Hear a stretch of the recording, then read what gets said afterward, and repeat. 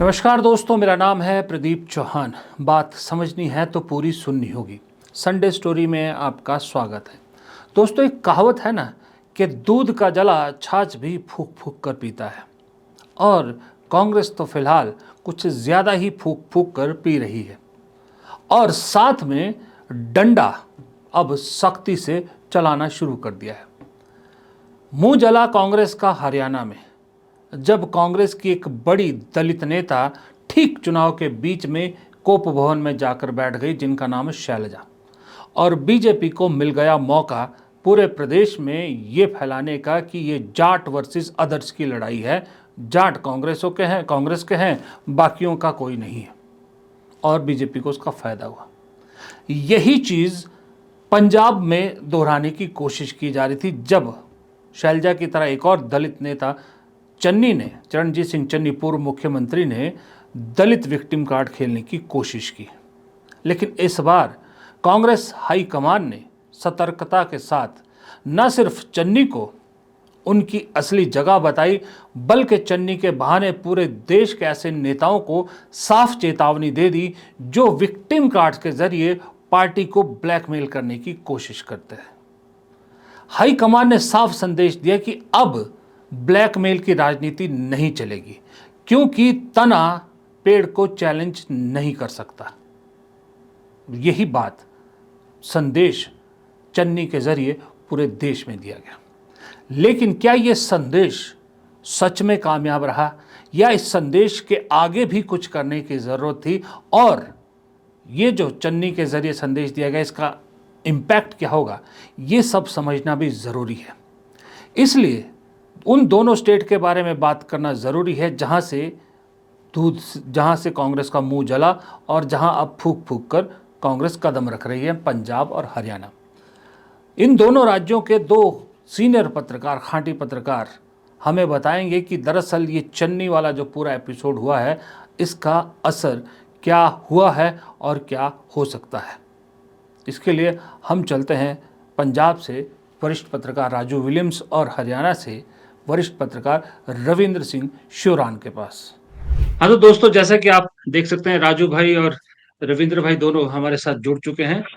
तो फिर शुरुआत, मुझे लगता है, बात, क्योंकि मुद्दा पंजाब का था, लेकिन शुरुआत हरियाणा से करनी जरूरी है। जैसे मैंने इंट्रोडक्शन में भी कहा कि दूध का जला छाछ भी फूक फूक कर पीता है, तो क्योंकि हरियाणा में बहुत मुंह जलाया कांग्रेस ने, गरम गरम दूध पिया। अगर शैलजा जी को भवन में नहीं जाती तो शायद कहानी में कुछ बदलाव हो सकता था। रविंद्र भाई, ये जो पंजाब को लेकर जिस तरह से कांग्रेस हाईकमान ने एक सख्ती दिखाई है, या जो भी अपना स्टैंड क्लियर किया है, आपको लगता है ये हरियाणा से जो सबक मिला था उसी की वजह से है, या ऐसा लगता है कि नहीं, अभी भी बहुत कुछ और जरा सख्त कदम करने की जरूरत थी? जी, नमस्कार प्रदीप भाई, और बहुत-बहुत धन्यवाद आपने मुझे इनवाइट किया। आपका चैनल बड़ा शानदार है, बहुत मेहनत और अरे सर, लगन के साथ थैंक आप यू, काम थैंक करते हैं, यू। और दुनिया से, देश के, समाज से जुड़े तमाम मुद्दों पर आप अपनी राय बेबाकी के साथ रखते हैं, और बहुत ही शानदार लोगों को आप अपने यहाँ बुलाते हैं। तो मेरा बड़ा जी, सौभाग्य है कि आपने मुझे बुलाया। आप जैसे भाइयों का साथ है, गाइडेंस है, तभी है। आपका बहुत धन्यवाद, मेरा बड़ा सौभाग्य है, आपने मुझे भी इनवाइट किया जी, जी, और अपने दर्शकों से रूबरू होने का मौका दिया। तो जी। ये बात मैं आपकी सही है। लोगों मैं यहाँ लोगों को, सॉरी, एक चीज़ और बता दूँ, रविंद्र भाई का अपना चैनल है, ज़रूर देखिएगा। ये जो आज का प पॉलिटिकल डिस्कशन है, इसका काफ़ी बेस मैंने कल इनके चैनल से भी लिया। इनकी भी बहुत अच्छे, छोटा था लेकिन अच्छी डिस्कशन थी। तो रविंद्र भाई, ज़रा अपना फोर्थ स्टेट, अगर मैं गलत नहीं बोल रहा हूँ, यही नाम है ना? जी, the fourth fourth state state. के नाम से द फोर्थ स्टेट के नाम पे रविंद्र भाई का चैनल है, ज़रूर देखिएगा, और सब्सक्राइब नहीं किया हो तो तुरंत सब्सक्राइब भी ज़रूर कीजिएगा। जी, रविंद्र भाई। Thank you sir. देखिए, क्या है कि हमको प्रदीप भाई दो अलग अलग मसाइल हैं, उनको एक साथ जोड़ के देखें। पहली बात तो अगर हम लोग ये मान के चलें कि जो राहुल गांधी ने मुद्दे उठाए थे, और खासतौर पर एक प्रेस कॉन्फ्रेंस के माध्यम से बताया था कि 25 लाख वोट की हेरफेर हुई है, ऐसे आरोप लगाए थे। अगर तो हम लोग उन मुद्दों को भी माने कि वो भी एक बड़ा इशू था, तो फिर कांग्रेस पार्टी की हार जीत का मसला अलग हो जाता है। पर फिलहाल उसको छोड़ देते हैं और उन मुद्दों पर बात करते हैं जो पॉलिटिकल है। ये बात सही है आपकी कि शैलजा जो कोप भवन में चली गई थी, या फिर जो पॉलिटिकल पार्टी, कांग्रेस के जो बड़े लीडर्स थे, कांग्रेस के जो बड़े लीडर हरियाणा में थे, चाहे वो कैप्टन अजय यादव थे, रणदीप सुरजेवाला, हुड्डा, हुड्डा पिता पुत्र, शैलजा, इन तमाम लोगों के बीच में जो सामान्य एक समन्वय रहना चाहिए चुनाव के दौरान, वो दिखा नहीं। ये बात सही है। और ये बात आम आदमी ये बात कह रहा था कि इसका नुकसान होगा, वो नुकसान दिख रहा है। क्योंकि उसके पहले कई ऐसे बयानबाजी हुई, शैलजा तो लगातार बयान देती रहीं और उन्होंने किसी तरीके से अपने आप को रिस्ट्रेन नहीं किया, कोई उनको इस बात से दिक्कत नहीं थी कि वो अपनी बात साफ तौर पर ना कहें। उन्होंने खुलकर अपनी नाराजगी जाहिर की, बार-बार की, अलग-अलग टेलीविज़न मंचों से की और यूट्यूब चैनल्स पर भी उन्होंने खूब खुल के बोला कि वो किस तरह नाराज़ है और क्या चाहती है। और उसका असर हुआ। उसका असर हुआ वोट्स पर, ऐसा माना जा रहा है कि भई जो दलित समाज के वोट थे, जो वोट लोकसभा चुनाव में 6 महीने पहले उनके साथ आए थे कांग्रेस पार्टी के, वो फिसल गए और उसका नुकसान कांग्रेस पार्टी को हुआ। और साथ ही साथ नुकसान ये भी हुआ कि एक यूनाइटेड फेस पोज़ करने में कामयाब नहीं हुई कांग्रेस वहाँ। अगर वो करती तो कम से कम लोगों के बीच में एक मजबूत विकल्प के तौर पर अपने आप को दर्शा सकती थी। शायद वो मौका भी चूक गई। तो जहां तक कांग्रेस के समन्वय की बात है, और वही दिक्कत आई कि जो सेंट्रल लीडरशिप है, उनमें से भी ज्यादातर लोग एब्सेंट रहे या उस तरीके से मजबूती के साथ वो काम नहीं कर पाए जहां उनको करना चाहिए था। जहां उनको समन्वय स्थापित करने में हेल्प करनी चाहिए थी, दोनों नेताओं को साथ खड़ा करना चाहिए था, वो कर पाने में वो लोग भी कामयाब नहीं रहे। तो कांग्रेस पार्टी एक मैनेजमेंट के तौर पर वहां पर फेल हुई और उसका फायदा बीजेपी ने उठाया।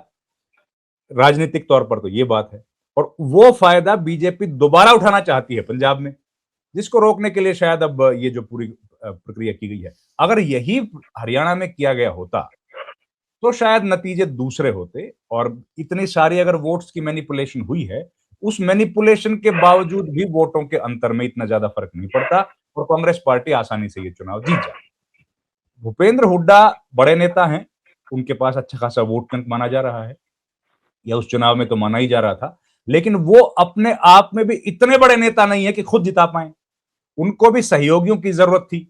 उनको यादव इलाके में जरूरत थी, जो अहिरवाल हमारा बोलते हैं, या दलित समाज का जो वोट है उसमें उनको जरूरत थी। वो कहीं ना कहीं उनको समर्थन नहीं मिला। तीसरी बात, जो कांग्रेस पार्टी के ठीक ठाक लीडर्स थे अपने अपने विधानसभा क्षेत्र में, उनको टिकटें नहीं मिली। टिकट ना मिलने की वजह से वो लोग इंडिपेंडेंट चुनाव में लड़ गए, या बागी कह सकते हैं उनको, और उनका नुकसान भी कांग्रेस पार्टी को हुआ। कई सारी सीटें ऐसी हैं जहां पर आपने आकलन भी किया, हम लोगों ने बार बार किया है कि वहां पर जो वोट का हार जीत का अंतर है वो बागियों का कहीं ज्यादा, उससे ज्यादा वोट उनको मिला। ये तमाम चीजें कांग्रेस पार्टी ने लूज की, वहां पर उन पर ध्यान नहीं दिया, फोकस नहीं किया। अब राहुल गांधी आए हैं तो उन्होंने दोबारा से उन बातों का जिक्र किया। 2 दिन पहले वो कुरुक्षेत्र में आए थे, वो फिर बातें फिर से दोहराई गई हैं कि भाई इस बार वो गलतियां ना हो, और जो गुटबाजी है उसको खत्म करें। अब तो संगठन भी बन गया है, संगठन जी जिला स्तर पर तो बन गया है, बस प्रदेश स्तर पर बनना बाकी है, वो भी मुझे लगता है बहुत जल्द बन जाएगा।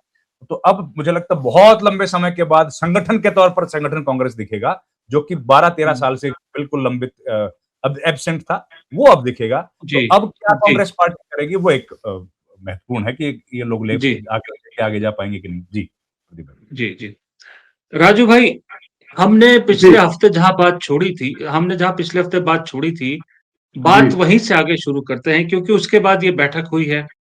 और जिस तरह से एक तरह से क्लियर मैसेज चन्नी साहब को दिया गया है, वो मैंने पिछले काफी समय से कांग्रेस में किसी को इतना क्लियर मैसेज देते हुए नहीं देखा था। जहां पर प्रेस के सामने हो चाहे मीटिंग में हो, क्लियर कट कह दिया गया था कि ये चीजें बर्दाश्त नहीं होगी।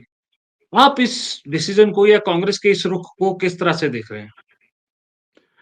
आज की जो परिस्थितियां हैं उसमें इस तरीके का कड़ा मैसेज जो है कन्वे करना, वो भी मीडिया के थ्रू, इस बात को दर्शाता है कि कांग्रेस में बहुत देर तक इन नेताओं को जो पार्टी में एक लॉन्ग रोप दिया गया था, तो उसका इसको लगा कि भैया ये अब बड़ी फैसलाकुन जो है ये घड़ी है, और अब कुछ ना कुछ हमें ऐसा रुख जो है अपनाना पड़ेगा। उसकी एक वजह है कि अभी कुछ माह पहले आपके मन से मैंने पहले भी बताया था कि ये जब वोटर अधिकार यात्रा थी, राहुल गांधी बिहार में थे और उधर इनका जो संगठन सृजन का अभियान चला हुआ था, उसके बीच में भी इन्हीं नेताओं को, और ज्यादा तादाद में, अभी तो 6-7 थे, तब करीब करीब 27 लोगों को वेणुगोपाल जो है संगठन के महासचिव है, उन्होंने मीटिंग ली थी एआईसीसी में, उसमें भी यही सख्त ताड़ना उस वक्त भी की गई थी, लेकिन उस वक्त वो मीडिया में नहीं आए थे वेणुगोपाल। तो उसके चलते हुआ क्या कि उस ताड़ना के बावजूद ये बातें जो अब वेणुगोपाल जी ने सामने आके बोली है, इसको पब्लिकली कहा है, ये बातें पहले भी इनको कही गई थी, लेकिन इन्होंने अपने आप को सुधारा नहीं। और उसके बाद नौबत यहां तक पहुंच गई कि कांग्रेस अध्यक्ष मल्लिकार्जुन खड़गे साहब और राहुल गांधी, उनको दखल देना पड़ा। तो उनको दखल देना पड़ा, तो यहां से इस बात का आपको संकेत मिलता है कि ये संकट कितना गहराया हुआ है कांग्रेस के अंदर। अब जिस दिन से ये मीटिंग हुई है, उस दिन से आप जिसको भी फोन करो, कोई फोन ही नहीं उठा रहा, कोई बयान नहीं आ रहा। तो इस किस्म का एक रुख जो है कांग्रेस को अपनाना पहले चाहिए था। अब काफी मतलबी, अब पूरी मीडिया में आपकी नेगेटिव पब्लिसिटी हो गई है, तो अभी भी ये मुझे नहीं लगता है कि ये इस किस्म का जो अनुशासन है ज्यादा देर तक बना रहेगा। पब्लिकली नहीं करेंगे, लेकिन अंदर से ये सभी वही अपना उसी के ऊपर ये चलेंगे। उसकी वजह ये है कि भैया एक ताड़ना जो है उसकी वजह से ये सुधरने वाला नहीं है। कांग्रेस के अंदर ये जो गुटबाजी है पहले भी हुआ करती थी। पहले प्रॉब्लम ये थी कि सॉरी प्रॉब्लम क्या, अच्छी बात ये थी कि वो बायपोलर पॉलिटिक्स का जमाना था, उसमें इनकी गुटबाजी ढकी जाती थी, लोगों के पास ऑप्शन नहीं था। जैसे पंजाब में है कि आप अकाली है मेन आपके एडवर्सरी, तो लोग कह रहे हैं कि अकाली नहीं तो कांग्रेस, तो वो बातें ढकी जाती थी। अरे ये गुटबाजी तो ज्ञानी जैल सिंह, दरबारा सिंह, उनके टाइम से चली आ रही है, लेकिन उनमें एक साइस्तगी थी। वो पार्टी के हितों को ऊपर रखते थे और वो पब्लिकली ऐसे डिस्प्ले नहीं करते थे जैसे चन्नी साहब और दूसरे तीसरे जो है। अब तो नेताओं में जो इनके में, मुझे नहीं लगता कि ये बहुत कुछ सुलझे हुए नेता है। अब चन्नी साहब बाद में सफाई दे रहे हैं। अरे भाई पहले आपको सोच समझ के बयान नहीं देना चाहिए था? आपको पता नहीं है कि आपकी मीटिंग चल रही है, आप जो बोलेंगे वो आप लोग ही, अब उसके अंदर की वीडियो भी आ गई, चन्नी साहब जो बोल रहे हैं, तो वो इनकार कर रहे थे, मैंने ऐसा कुछ नहीं कहा। तो भैया ये परिस्थितियां बदल गई हैं, तो छिप ही नहीं रहे। अब समस्या ये है कि ऐसा हो क्यों रहा है? तो मुझे लगता है कि इस बात इसलिए हो रहा है ऐसा क्योंकि कांग्रेस, जैसे रविंद्र भाई ने बताया, अरे भाई हरियाणा में भी कांग्रेस ये समझ बैठी थी कि भाई प्लेट में तश्तरी में रखी हुई है सत्ता, तो हम जाएंगे तो लोग हमें वोट डाल देंगे। और ऐसा ही कुछ यहाँ पंजाब में है कि हम तो बस, अब किसी भी कांग्रेसी से बात करें नीचे से लेके ऊपर तक, वो ये बोलेगा भाई 27 में तो हमारी सरकार। जब ऐसी सोच हो तो उसमें होता क्या है कि सब लोग कहते हैं कि सरकार तो बन गई, करने की कोई जरूरत नहीं है, अपनी अपनी सीटें बुक करो, किस किस को टिकट मिलनी है, किस किस ने मंत्री बनना, किस किस ने मुख्यमंत्री बनना। This is the problem. अब उसमें स्ट्रक्चरल जो चेंज जो है वो तो आ गई है, एक संगठन सृजन के तहत इन्होंने सब कुछ कर लिया, बंदे बदले सब, लेकिन मसला ये है कि स्ट्रक्चरल चेंज तो आप ले आए, वो भाई सोच कहां से आएगी? वो सोच जिसमें पार्टी का हित जो है वो सुप्रीम है, अपना निजी हित की बजाय। राजू भाई, एक बीच में यहीं से सवाल आपसे एक और पूछना चाहूंगा मैं। ये जो आपने अभी बात कही ना, सब कह रहे हैं कि सरकार तो हमारी बनी रही है, यही चीज रविंद्र भाई एग्री करेंगे, हरियाणा में भी था एटीट्यूड। एग्जैक्टली, हरियाणा में नहीं नहीं, हरियाणा में अभी रविंद्र भाई ने समझाया कि कैसे शैलजा की नाराजगी भारी पड़ गई, शैलजा का कोप होना जाना भारी पड़ गया।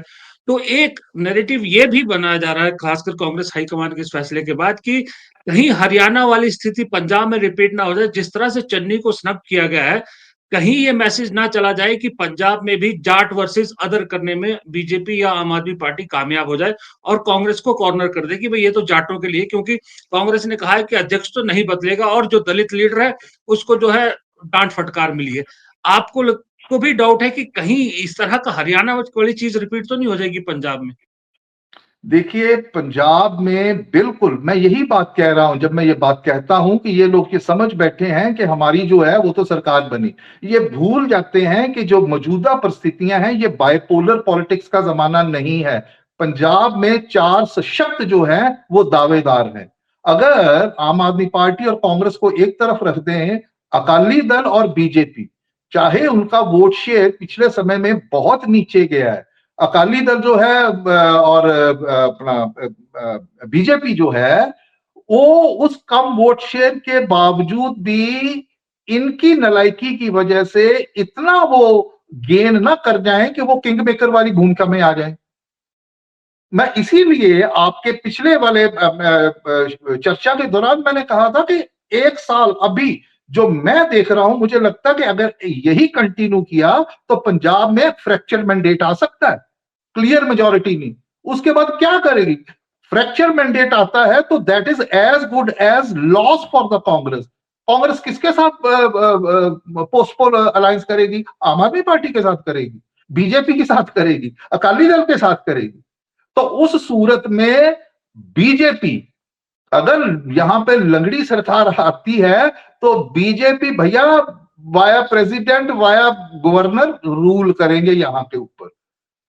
इनको ये बात समझ में नहीं आ रही है। तो उसमें चाहिए कि कांग्रेस जो है उसको ऑल आउट विक्ट्री जो है, क्लियर मेजॉरिटी के साथ उनको उनकी सरकार बने, उसके लिए उनकी प्रिपरेशन जो तैयारी होनी। लेकिन उस बात पे उस तरीके की रणनीति बनाने की बजाय ये लोग अपनी सारी एनर्जी शक्ति जो है वो अपनी अंदरूनी कले में जाया कर रहे हैं। और वही जो कीमती, अब राहुल गांधी के पास इतना समय नहीं है कि ये बातें करे। अरे भैया 50-50 साल, 40-40 साल, 30-30 साल हो गए आपको पंजाब कांग्रेस में काम करते, कितने मंत्री रहे, विधायक बने, अभी भी राहुल गांधी समझाएंगे आपको कि भैया ये पार्टी का नुकसान है, गुटबाजी नहीं होनी चाहिए। तो कॉल जो है, फाइनल कॉल पंजाब कांग्रेस के नेताओं को लेना चाहिए। अपने अगर इनकी अपने निजी स्वार्थ है, महत्वाकांक्षाएं होती हैं, अगर उसको भी पूर्ण करना है तो इनको गुटबाजी से ऊपर उठ के एक यूनाइटेड फेस। अब आप देखिए कि वेणुगोपाल जी ने जब मीडिया को उस मीटिंग के बाद संबोधित किया, आप उनकी टोन देखिए, किस लहजे में वो बात कर रहे थे। ग्रुपिज्म की बात की उन्होंने। और ऐसा नहीं है कि उन्होंने ये नहीं कहा कि कोई नेता मिल नहीं सकता है। अरे भाई, जितना ओपन और डेमोक्रेटिक माहौल कांग्रेस में है, यही लोग कांग्रेस, पंजाब के कांग्रेस के लीडर जो बीजेपी में गए हैं, अब अमरिंदर सिंह रो रहे हैं, मेरी बात नहीं कोई सुनता। अरे भाई, ये सारे मजे कांग्रेस के अंदर ही हैं। तो they need to support their party अपने अपने राजनीतिक भविष्य के लिए भी। अगर ये कांग्रेस के ऊपर पंजाब में एक ऐतिहासिक जिम्मेवारी है कि वो सरकार बनाए और बीजेपी जैसी पार्टी को वो पंजाब से बाहर रखे, तो इसलिए इनको इन सारी चीजों को देखना पड़ेगा।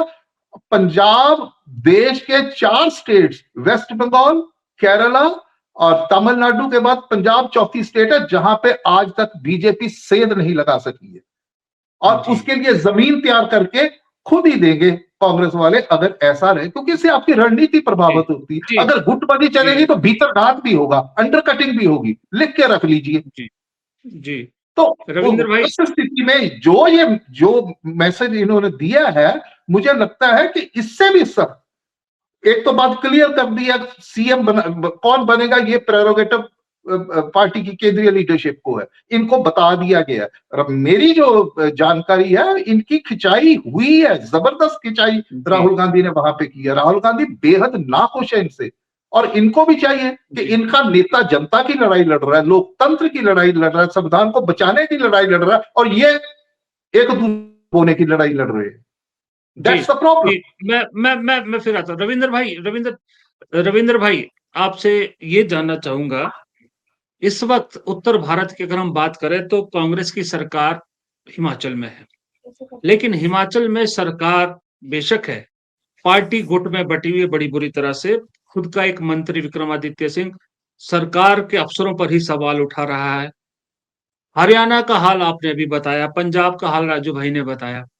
इन केस आज अगर हिमाचल में चुनाव होता है तो मैं आपको बताता हूं कि हिमाचल में आज तो स्थिति नहीं है कांग्रेस की सरकार रिपीट होने की। अगर पंजाब भी छूट जाता है ऐसी हालत में, तो पूरे नॉर्थ इंडिया का सिर्फ दक्षिण भारत तक ही रह जाएगी कांग्रेस। केरल अगर जीतती है अभी तो ये तो कांग्रेस के लिए बहुत बड़ा स्टेक है पंजाब में। आपको नहीं लगता कि पूरा नॉर्थ इंडिया जो है वो अगर खाली हो जाता है। वैसे भी हिंदी बेल्ट के बड़े स्टेट आपके पास आने की अभी कोई उम्मीद नहीं है, फिर एक सॉलिड झटका नहीं होगा कांग्रेस के लिए? बिल्कुल आपकी बात तो सही है प्रदीप भाई, और इस फलक का आप थोड़ा सा और विस्तार कर लीजिए तो हम लोग इसमें उत्तराखंड को भी जोड़ लेते हैं। और इसके अलावा तो कहीं स्टेट में है ही नहीं। राजस्थान में थोड़ा सा, चलिए वेस्टर्न हिस्सा है वो, लेकिन राजस्थान के अलावा तो एक उत्तराखंड है जहां पर कांग्रेस कहीं मजबूत स्थिति में थोड़ी बहुत दिख रही है, कम से कम चैलेंजर तो है। लेकिन ये आपने जो बात कही ये कॉमन है, और कॉमन कांग्रेस की लेगेसी से जुड़ी हुई है। ये तो राजू भाई ने भी इशारा किया है, बल्कि हम तो और पीछे चले जाएंगे। हम तो और पीछे चले जाएं अगर आजादी के पहले भी, और पीछे चले जाएं कांग्रेस पार्टी के बनने के बाद गोपाल कृष्ण गोखले से लेकर के उस दौर में भी चले जाएं। तो जिन्ना जिन्ना को भी तो शुरुआती दौर में जब जिन्ना का विरोध हुआ तो कांग्रेस पार्टी की गुटबाजी से ही तो हुआ। जो उनको चाहिए था जिन्ना को वो नहीं मिला कांग्रेस में, तभी तो वो लोग चले गए ना। तो गुटबाजी तो कांग्रेस की डीएनए में है, और इसका एक लंबा चौड़ा इतिहास आप लोगों को पता है। लेकिन अभी का स्थिति बिल्कुल आपने सही बोला कि अगर कांग्रेस के लिए इन इलाकों में अपनी पैठ, और ये जो इलाके हैं खासतौर पंजाब जैसे स्टेट्स, ये तो कांग्रेस के लिए बहुत कांग्रेस की नेचर को सूट करने वाले प्रदेश हैं। यहाँ के जनता का विचार जो है ये वो सूट करता है कांग्रेस को, और इसलिए कांग्रेस पार्टी के अंदर भारी गुटबाजी के बावजूद कांग्रेस जीत जाती है। कांग्रेस के ऊपर एंटी 84 रॉयट्स का भी एक आरोप है, उसके बाद भी पंजाब में जीत जा रही है, क्योंकि पंजाब जो है वो बेसिकली एक तो कास्ट में डिवाइडेड स्टेट नहीं रहा, रिलीजियसली डिवीजन उस स्टेट में नहीं है। और यही मूल जो कांग्रेस पार्टी का डीएनए है, जिसको लेकर चाहते यकचहती जिसको बोला जाता है भारत में, भाईचारा जिसको कहिए आप, उसके साथ पंजाब हमेशा आगे बढ़ा है। इतनी ज्यादा पंजाब के अंदर दिक्कतें हुई, मैसेकर्स हुए, विभाजन तकसीम हुआ, इतने सारी समस्याओं के बाद भी पंजाब में आम लोगों के बीच में भाईचारा खराब नहीं हुआ, और उसी को कांग्रेस पार्टी आगे लेकर हमेशा बढ़ती रही है। इसलिए कांग्रेस को सूट करता है पंजाब में। लेकिन मसला अब क्या है कि बीजेपी, अब ये जो अगर हम लोग बात करें, चन्नी ने जिस तरह के बयान दिए हैं, तो चन्नी, अब देखिए चुनाव के बाद चन्नी गायब हो गए थे, विधानसभा चुनाव जीते और उसके बाद कई दिन तक चन्नी का कोई अता पता नहीं था। वो सीधे अवतरित हुए जब लोकसभा का चुनाव उन्होंने लड़ा, और उसके बाद उनका यह बयान, और इस बयान के बीच में अगर हम लोग उनका सोशल मीडिया का पेज देखेंगे तो आप देखेंगे कि चन्नी से ज्यादा पॉपुलर लीडर कोई पंजाब में इस वक्त कांग्रेस का है ही नहीं। मेरे पास जो जानकारी है, कितनी सही है आप बता सकते हैं, उसमें चन्नी के जितना पैसा अपने सोशल मीडिया हैंडल्स पर चन्नी खर्च कर रहे हैं उतना पूरी कांग्रेस नहीं कर रही है।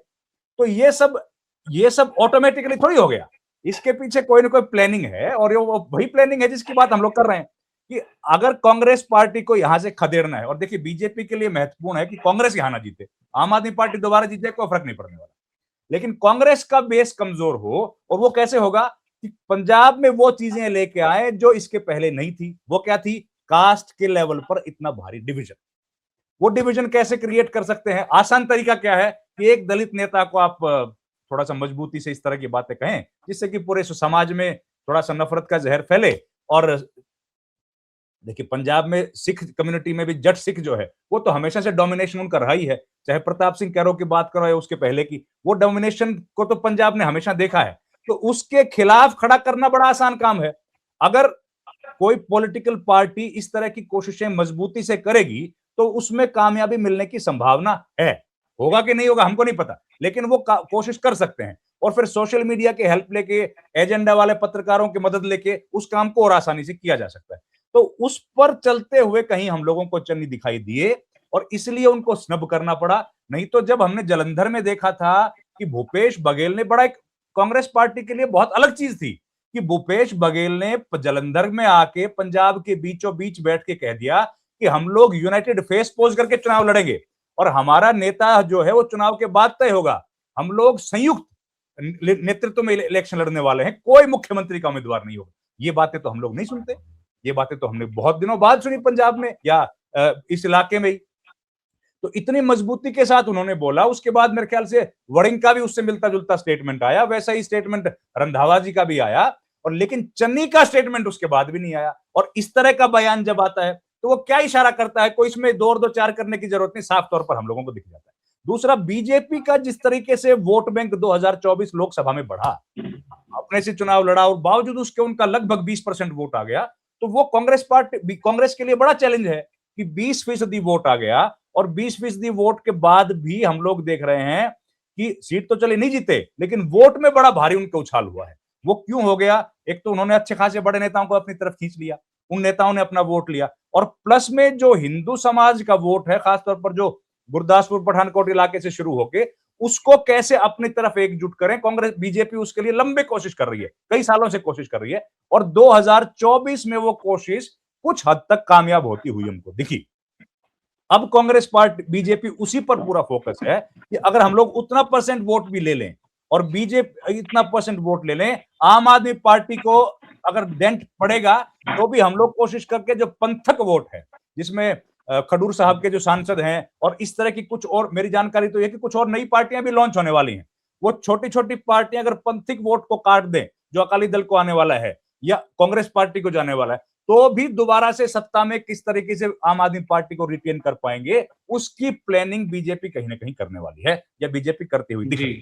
और उन्हीं के हाथों में खेलते हम लोगों को चन्नी दिखे। हो सकता है ना हो, पर ये आकलन जो है वो 2 और 2 4 करने से समझ आ रहा है, इसलिए हम लोगों ने आपके सामने रखा। बाकी स्थिति तो चन्नी साहब ही साफ कर सकते हैं, जब, लेकिन वो खामोश हैं, वो बोल नहीं रहे। जी, अब क्योंकि आप दोनों के पास वक्त कम है, आखिर में एक छोटा सा मैं थोड़ी सी जी जी हाँ जी, मैं जी, इसमें जोड़ना चाह रहा हूँ, इसको आगे जो रवीन भाई ने बात करी है, जो आप जवाब राजू भाई, जो आप जवाब देंगे उसमें फिर एक जवाब ये भी दे दीजिएगा कि अब चन्नी साहब के सामने क्या ऑप्शन है। कुछ लोग कह रहे हैं चन्नी साहब शायद कांग्रेस का साथ छोड़ सकते हैं, क्या आपको ऐसा लगता है? उसको भी इसी में जोड़ दीजिएगा। आपके इस सवाल का जवाब मैं सबसे पहले देता हूं कि चन्नी साहब के बारे में ये जो प्रभाव बना हुआ है कि बहुत बड़े नेता हैं, बड़े सुलझे हुए हैं, इनके पीछे बहुत इनके समर्थकों का बहुत बड़ा वर्ग है, ऐसा कतई नहीं है धरातल के ऊपर। चन्नी साहब में इतनी हिम्मत नहीं है कि वो कांग्रेस छोड़ के किसी और पार्टी के साथ चले जाएं, चाहे वो बीजेपी हो चाहे दूसरी हो, ठीक है। और जो लोग, चन्नी साहब कैप्टन अमरेंद्र से बड़े नेता नहीं है पकड़ वाले पंजाब के, और कैप्टन अमरेंद्र सिंह का क्या हाल हुआ कांग्रेस के बाहर जाके, तो चन्नी इसको भली भांति जानते हैं। मैं पहले दिन से कह रहा हूं कि चन्नी कहीं नहीं जाने वाले हैं, और ये बात उन्होंने अपना आधिकारिक तौर पे ये बयान भी जारी कर दिया कि मैं कहीं नहीं जा रहा, अगर मैं कहीं गया तो मुझे वोट ना देना।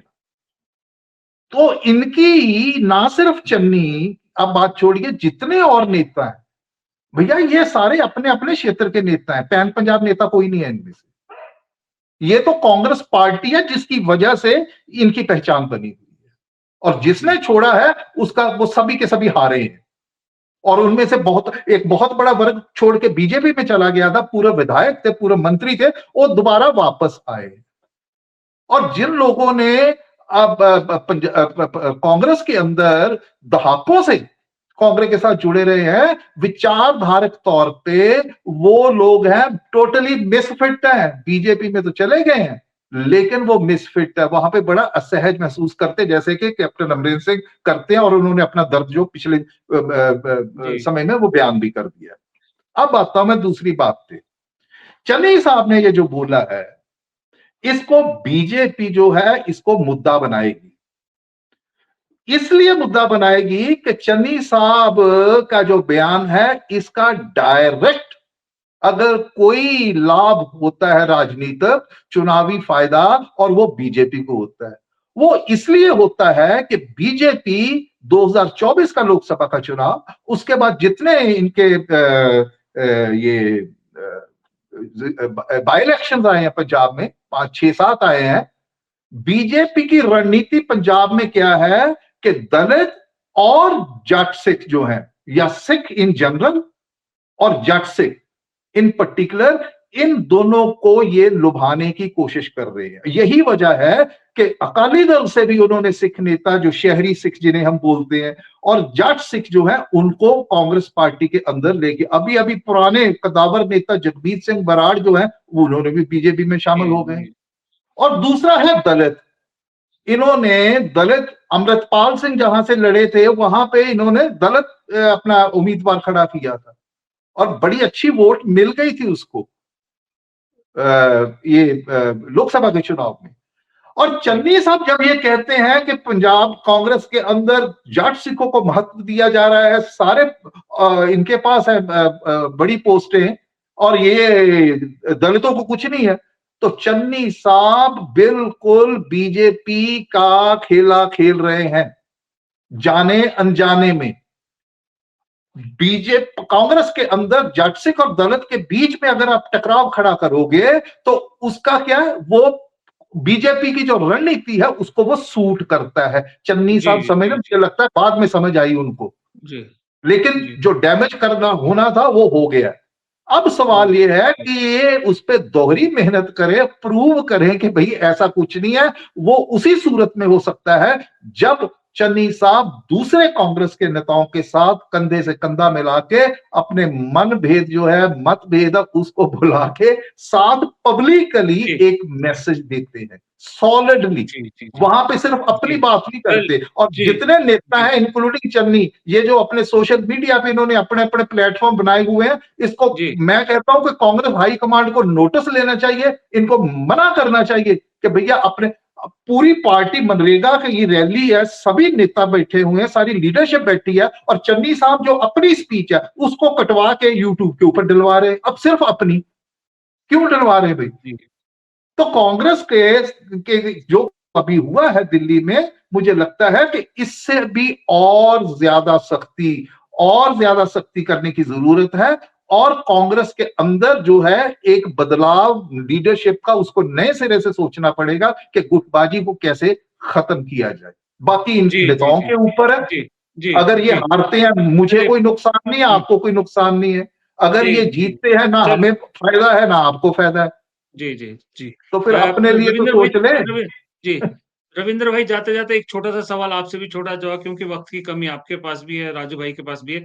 ये जो थरूर, चन्नी, शैलजा जैसे नाराज फूफाओं का कांग्रेस कब तक बोझ ढोती रहेगी? इनका इलाज क्या है? ये कांग्रेस की कल्चर है प्रदीप भाई, और कांग्रेस को इन चीजों को फर्क नहीं पड़ता। अब देखिए, हम लोग ये देख रहे हैं कांग्रेस पार्टी के 200, 300, 500 नए पुराने सांसद, मंत्री, विधायक छोड़ छाड़ के बीजेपी में चले गए। कांग्रेस के वोट बैंक पर क्या फर्क पड़ा? कांग्रेस का वोट बैंक तो उतना ही खड़ा है, हरियाणा में भी खड़ा है, पंजाब में भी खड़ा हुआ है। यहां से भी कितने कैप्टन अमरिंदर सिंह सरीखे लोग चले गए, कितने सारे सांसद पुराने थे छोड़ के चले गए। तो ये कल्चर है कांग्रेस को। और देखिए, कांग्रेस पार्टी ने आज भी इतना सब बोलने के बाद भी शशि थरूर जो है वो एक्सटर्नल अफेयर्स की स्टैंडिंग कमेटी का चेयरमैन कांग्रेस नहीं बना रखा उनको। तो इन बातों से कांग्रेस को फर्क नहीं पड़ता, और शशि थरूर के नाराज होने से केरला में एक वोट का फर्क नहीं है। हाँ, मीडिया में परसेप्शन क्रिएट करने में ये लोग थोड़ा सा उसका नुकसान होता है, उसको मैनेज करना। मुझे लगता है कांग्रेस को इस बात के एहसास होगा कि भाई इनके बोलने से कुछ असर हो रहा है कि नहीं। मीडिया में दिक्कत होती है, लेकिन जमीन पर कोई दिक्कत होती है ऐसा मुझे लगता नहीं है। पर कई बार इसका बीजेपी आजकल दुरुपयोग करती है। वो बीजेपी को इस बात की समझ है कि कैसे इनका फायदा उठाया जाए, जैसे शैलजा का उठा लिया था, जैसे शायद चन्नी का भी उठा लें। लेकिन वोट में वैसे डायरेक्टली इनके कहने से कोई असर पड़ेगा ऐसा नहीं है, और ना त्रिवेंद्र में पड़ा। त्रिवेंद्र में बीजेपी पहले भी स्ट्रांग थी, और राजगोपाल 10,000 से चुनाव हारे, एक बार तो विधायक हो भी गए थे। तो उतना असर इनका नहीं है, लेकिन कांग्रेस इनका इलाज करती नहीं है।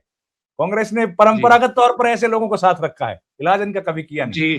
जी, वैसे भी एक बार राहुल गांधी ने कहा था कि कांग्रेस की सफाई का काम तो मोदी जी करते हैं, उन्हें करने की जरूरत नहीं। खैर, आप दोनों ने प्रदीप भाई एक लाइन में टिप्पणी करूंगा कि ये जो नेता है, ये जो अभी आपने बात करी है, ये इन नेताओं को बता दिया गया है कि भैया पार्टी के अनुशासन में रहो, नहीं तो you can go wherever you want to. 2 टूक बात इनको बता दी गई है।